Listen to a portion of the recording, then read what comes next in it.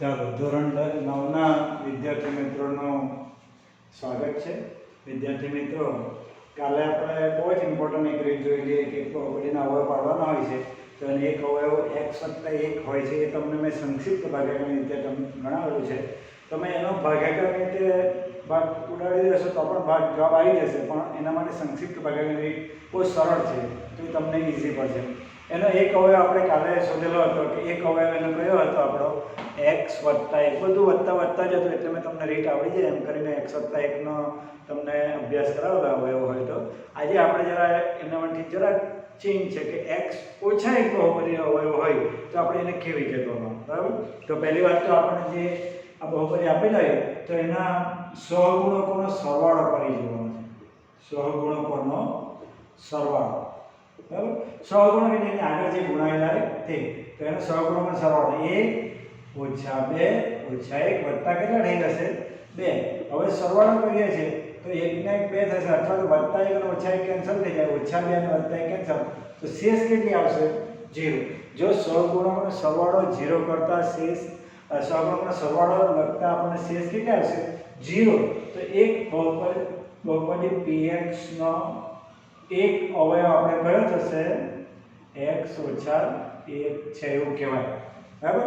કાલે આપણે વત્તા જ હતું બધું પ્લસ, તો એમાં એકી ઘાતવાળા પદોના સહગુણકોનો સરવાળો કરેલો, બેકી ઘાતવાળા પદોના સહગુણકોનો સરવાળો કર્યો હતો, બરાબર?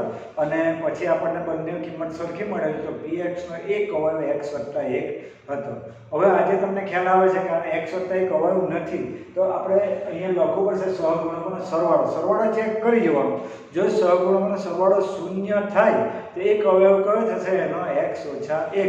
અને જો 0 ન થાય તો તમારે પાછો પ્રયત્ન કરી જવાનો કે એકી ઘાતવાળા પદોના સહગુણકોનો સરવાળો કરવાનો, બેકી ઘાતવાળા પદોના સહગુણકોનો સરવાળો કરવાનો. બંનેનો સહગુણકોનો સરવાળો ધારો કે 3 તો 3 - 3 - 3 10 10 42 42 એવું થાય તો એક અવયવ કયો થશે એનો x+1. અને જો એવું ન થાય તો સહગુણકોનો સરવાળો શું કરવાનો 0. આ સહગુણકોનો સરવાળો જો 0 થઈ જાય તો એને એક અવયવ કયો થશે x-1. બાકીની હવે રીત તો આપણે કાલે ગણી તે રીતની જ છે, આપણે જોઈ લઈએ સંક્ષિપ્ત ભાગાકારની રીતે. તો એના આપણે 1 - 2 - 1 વત્તા 2, બરાબર? એક અવયવ કયો છે આપણે x-1. ચાલો અહીં શું લખીએ 1, આના કરતા હું થોડું કોણ છે કે x-1 બરાબર 0, એટલે x બરાબર કેટલા આવશે +1, બરાબર? અહીંયા કેટલા આવશે 0. હવે સરવાળો કરીએ 1, આ બેનો ગુણાકાર 1 * 1 = 1, 2 માંથી 1 જાય તો 1, કેવા આવશે -1, મોટી સંખ્યાનું ચિહ્ન. 1 * 1 કેવા આવશે -1, અહીંયા સરવાળો -2, ફરી પાછા આની સાથે ગુણાકાર 2 * 2 અને શેષ કેટલી આવશે 0, બરાબર? આ તમારી શેષ આવશે.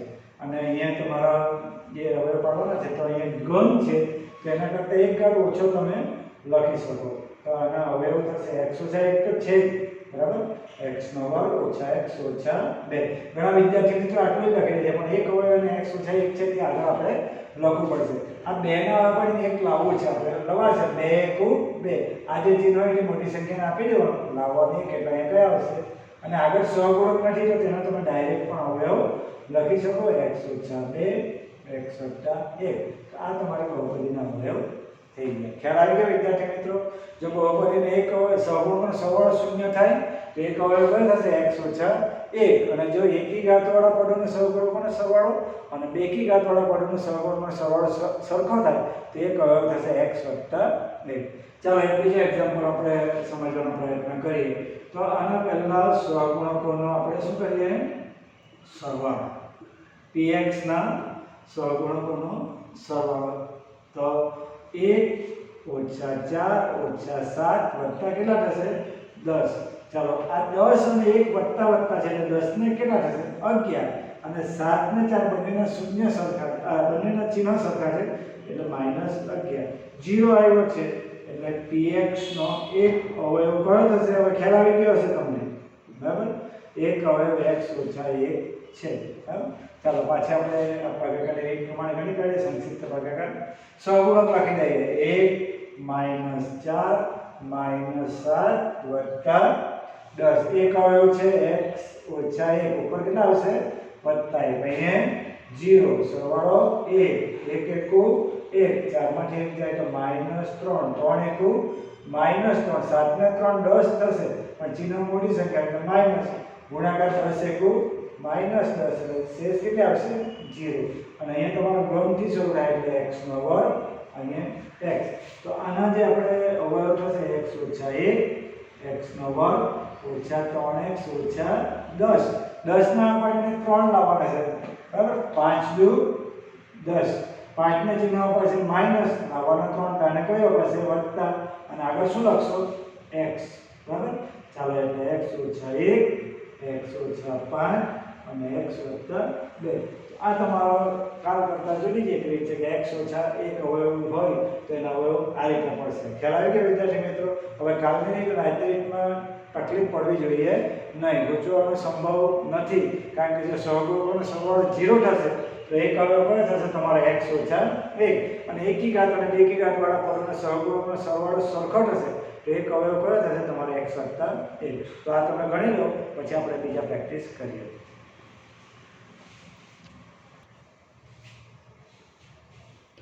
ચાલો વિદ્યાર્થી મિત્રો બે એક્ઝામ્પલ બીજા આપણે જે આગળનો સમય જાય એ રીતના બે એક્ઝામ્પલનો પાછો આપણે અભ્યાસ કરી લઈએ તો પહેલી વાત તો તમને આનો એક અવયવ x + 1 છે કે x - 1 છે એ નક્કી કરવું છે બરાબર તો એના માટે મેં તમને એક રીત કહી છે કે પહેલા જ તમારે સહગુણકોનો શું કરી જવાનું સરવાળો કરી જવાનો બરાબર અને લખવું પડશે કે x ના સહગુણકોનો સરવાળો બરાબર તો 1 - 23 + 142 - 120 રકમ મોટી હોય તો પણ ગભરાવાનું કંઈ નહીં સરવાળો બાદબાકી જરા પરફેક્ટ કરવાનો આ 142 અને 1 બંનેના ચિહ્નો વત્તા છે એટલે 143 થઈ જશે બરાબર આ બંનેના ચિહ્નો માઈનસ છે એટલે સમાન ચિહ્નો એટલે શું થશે સરવાળો 120 અને 23 એટલે 143 થઈ જશે 0 થઈ જાય તો તમને ખ્યાલ આવી જાય છે કે px નો એક અવયવ કયો થશે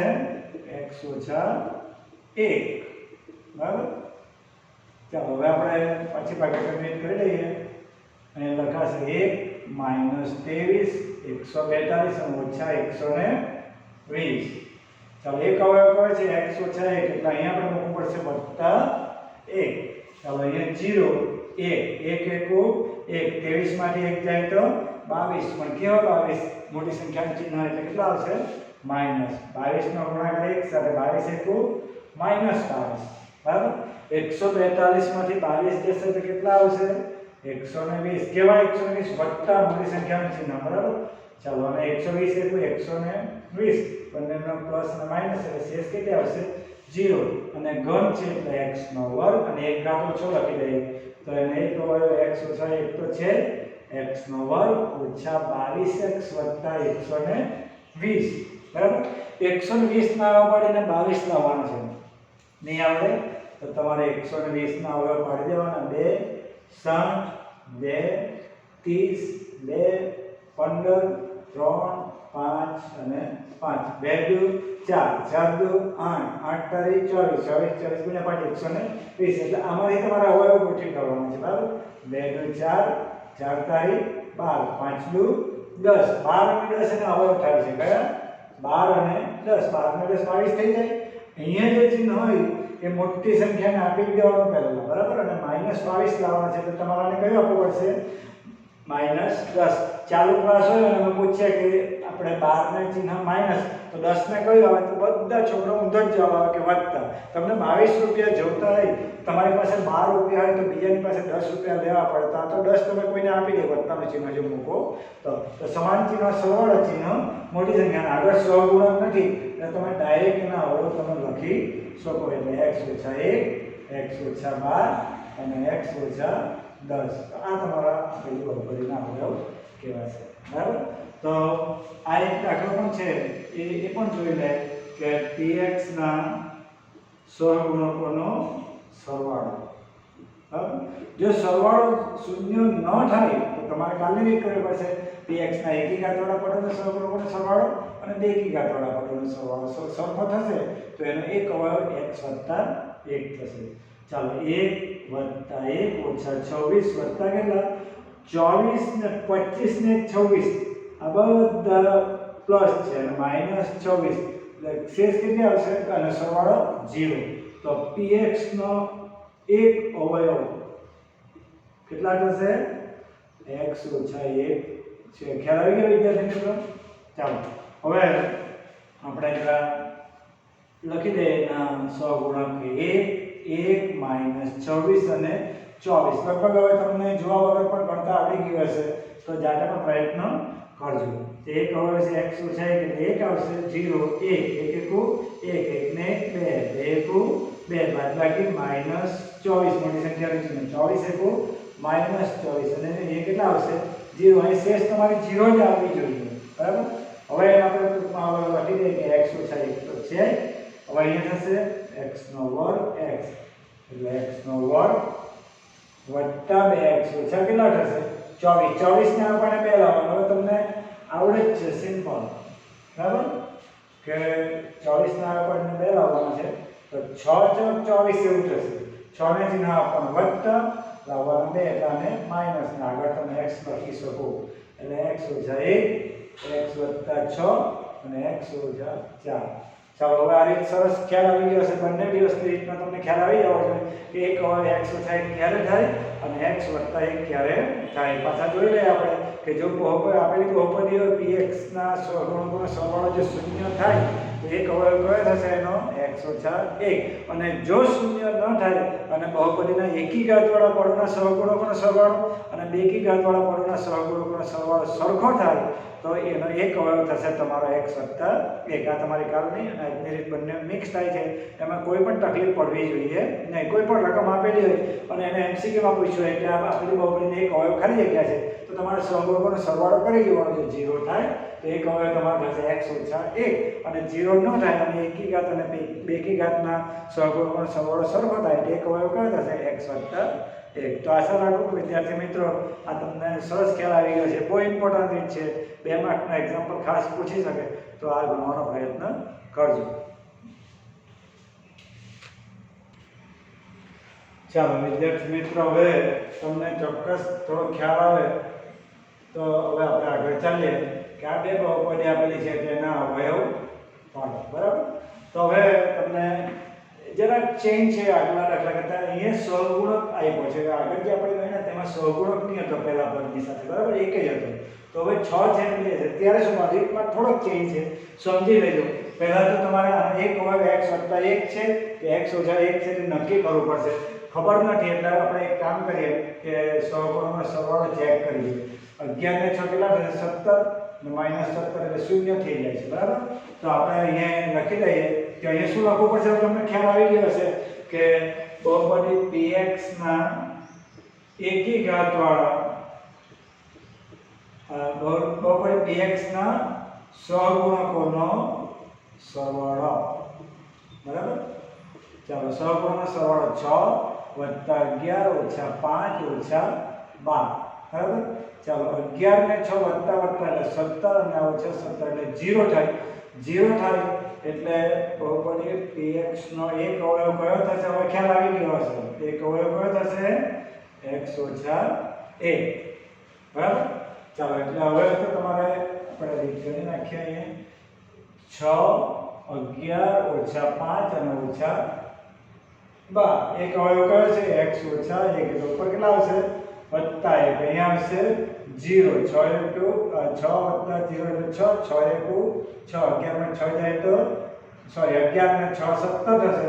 17 * 1 17 17 - 5 એટલે કેટલા થશે 12 અને કેવા 12 વત્તા 17 નું ચિહ્ન 12 * 1 12.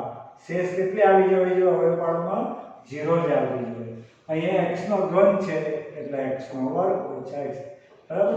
તો આના અવયવ થશે x - 1 6x નો વર્ગ વત્તા 17x વત્તા કેટલા થશે 12, બરાબર. તો હવે જરાક ચેન્જ છે કે તમે 6 આવ્યો છે આપણે ડાયરેક્ટ અવયવ પાડી દે એટલે 12 ના આપણે 17 કે જે કઈ લાવવાનું હોય તે. પણ આગળ મેં એક એક્ઝામ્પલ બનાવેલા છે તો 12 × 6 બેના અવયવ ગુણાકાર કરીને લાવવાના કેટલા આપણે 17 અને ડાયરેક્ટ લખાશે નહીં. 12 6 કેટલા થશે 72 અને 9 8 72 9 ને 8 કેટલા થશે 17 અને બંનેને ચિહ્ન આપવું પડશે વત્તા અને આખો દાખલો આપણે ગણવો પડશે લખીને 6x નો વર્ગ વત્તા 9x વત્તા 8x વત્તા કેટલા 12. ચાલો x ઓછા 1 કેટલા કોમન નીકળશે 3x એટલે 2x વત્તા 3. 8 અને 12 માંથી સામાન્ય નીકળશે 4 એટલે 2x વત્તા 3. બે કાઉન્ટ સરખા જ હોવા જોઈએ તમને આગળ પણ મેં ગણાવેલું છે બરાબર. તો 2x વત્તા 3 એકવાર લખવું છે અને 3x વત્તા કેટલા થશે 4. તો હવે તમને ખ્યાલ આવી ગયો હશે એટલે આગળ સહગુણક ન હોય તો આપણે કાલે આગળ ગણ્યું છે તે પ્રમાણે ડાયરેક્ટ લખી શકો. અને જો આગળ 6 5 કે કોઈ પણ 2 કે ગમે તે સહગુણક હોય તો તમારે ખાલી ચેન્જ અહીંયા આવશે કે બે પદનો પહેલું પદ અને છેલ્લું પદનો ગુણાકાર કરીને વચલું પદ લાવવું પડશે અને ડાયરેક્ટ આ ગણાશે નહીં આખી રીત કરવી પડશે બરાબર. ચાલો તો એક બીજો એક્ઝામ્પલ સમજી લે. આનો એક અવયવ કયો છે તે આપણને ખબર નથી બરાબર.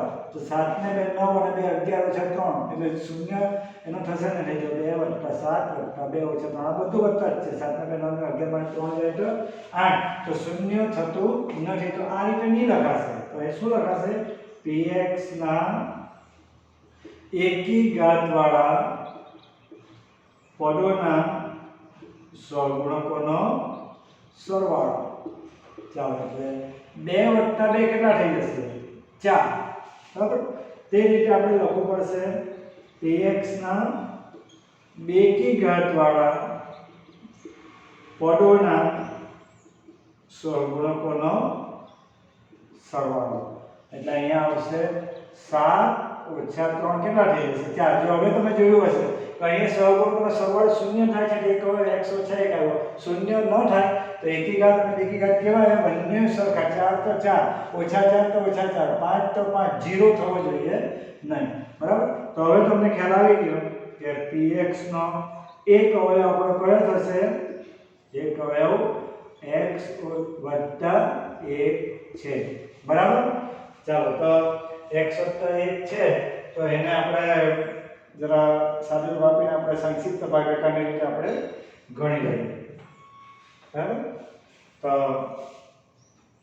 આપણે સંક્ષિપ્ત ભાગાકારમાં પહેલા આપણે એના સહગુણકો લખીએ છીએ કે 2 7 2 અને -3. એક અવયવ કયો આવ્યો છે x વત્તા 1. અહીંયા કેટલા મુકાશે -1.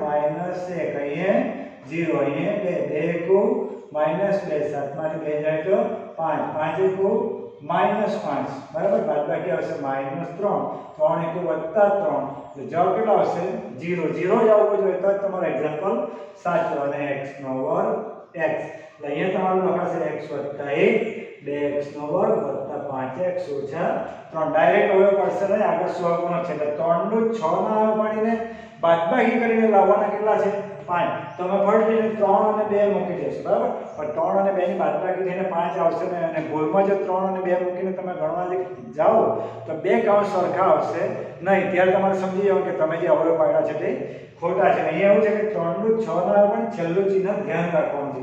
છેલ્લું ચિહ્ન માઈનસ છે. માઈનસ એટલે તમે 6 અને 1 ની બાદબાકી કરીને 5 લાવો તો જ આ એક્ઝામ્પલ સાચો પડશે. 3 અને 2 મૂકશો તો 3 અને 2 નો સરવાળો થઈને 5 થાય છે. તો અહીંયા જો વત્તા ચિહ્ન હોય તો તમારે એ અવયવ સાચા પડશે. ચાલો તો જરા x વત્તા 1 2x નો વર્ગ વત્તા 5x ઓછા 3 આખો દાખલો ગણવો પડશે. x વત્તા 1 2x નો વર્ગ 6 ને ચિહ્ન આપવું પડશે તમારે વત્તા જે હોય તે અને લાવવું છે માઈનસ એટલે 5 એટલે વત્તા 6x ઓછા 1x ઓછા 3 બરાબર. ચાલો કેટલા કોમન નીકળશે અહીંયા 2x એટલે x વત્તા 3 ઓછા 1 એટલે x આ ચિહ્ન બદલાઈ જશે એટલે x વત્તા 3 એટલે x વત્તા 3 તમારે કોમન રહેશે અને 2x ઓછા 1 અને x વત્તા 1 અવયવ તો આપણો છે. તો હવે તમને ચોક્કસ ખ્યાલ આવી ગયો હશે કે જો આગળ સહગુણક હોય તો કઈ રીત કરવાની જરાક જ ચેન્જ છે. આ છેલ્લે તમારે બે પદનો ગુણાકાર કરીને ax નો વર્ગ વત્તા bx વત્તા c માં a અને c નો ગુણાકાર કરીને વચ્ચે પદ તમારે લાવવું પડશે. તો બે દિવસની રીતનો જો ખ્યાલ આવી ગયો હોય તમને તો પ્રેક્ટિસ કરજો. બહુ જ ઇમ્પોર્ટન્ટ રીત છે આ તમને અને જરા પણ ચિહ્નમાં ભૂલ થયા વગર એક બે વખત પ્રેક્ટિસ કરજો તો તમને આવડી જશે બરાબર. તો હું 5 દાખલા તમને બીજા લેસનમાં આપી દઉં છું એ તમે પ્રયત્ન કરજો અને આવતીકાલથી પછી આપણે જે નેક્સ્ટ આગળ હશે તેનો આપણે અભ્યાસ કરી લઈશું બરાબર. તો હવે તમારે કોઈ પણ અવયવ ગણવાનો પૂછે તો x વત્તા 1 કે x ઓછા 1 અવયવ છે એના માટે પૂછવો જોઈએ નહીં બરાબર. હું 5 એક્ઝામ્પલ તમને આપી દઉં છું ગણજો.